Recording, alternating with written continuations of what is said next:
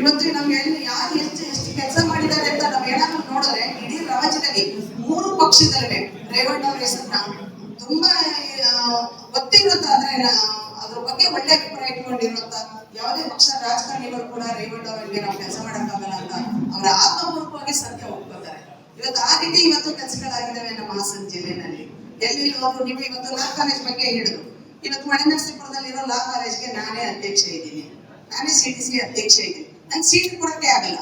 ನಾನು ಇವತ್ತು ಇನ್ನೂ 70 ಸೀಟ್ 60 ಸೀಟ್ಗೆ ನಾನು VVR ಗೆ ಮತ್ತೆ ರಿಜಿಸ್ಟ್ರಾರ್ಗೆ ಲೆಟರ್ ಹಾಕ್ಸಿದ್ದೀನಿ.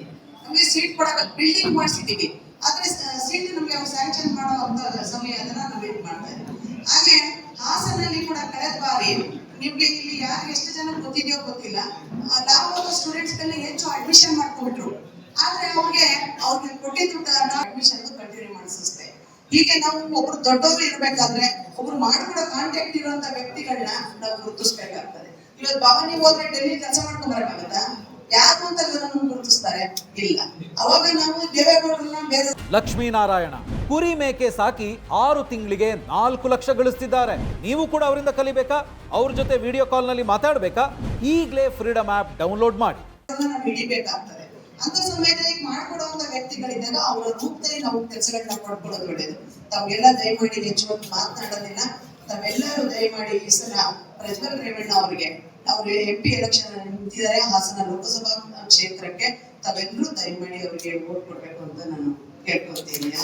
ಇವತ್ತು ನಮ್ಗೆ ಯಾರು ಎಷ್ಟು ಕೆಲಸ ಮಾಡಿದ್ದಾರೆ ಅಂತ ನಾವ್ ಏನಾದ್ರು ನೋಡಿದ್ರೆ ಇಡೀ ರಾಜ್ಯದಲ್ಲಿ 3 ಪಕ್ಷದಲ್ಲೇ ರೇವಣ್ಣ ಅವರ ಹೆಸರನ್ನ ತುಂಬಾ ಗೊತ್ತಿರುವಂತ ಅಂದ್ರೆ ಅದ್ರ ಬಗ್ಗೆ ಒಳ್ಳೆ ಅಭಿಪ್ರಾಯ ಇಟ್ಕೊಂಡಿರುವಂತ ಯಾವುದೇ ಪಕ್ಷ ರಾಜಕಾರಣಿಗಳು ಕೂಡ ರೇವಣ್ಣ ಅವರಿಗೆ ನಾವು ಕೆಲಸ ಮಾಡಕ್ಕಾಗಲ್ಲ ಅಂತ ಅವರ ಆತ್ಮಪೂರ್ವಕವಾಗಿ ಸತ್ಯ ಒಪ್ಕೊತಾರೆ.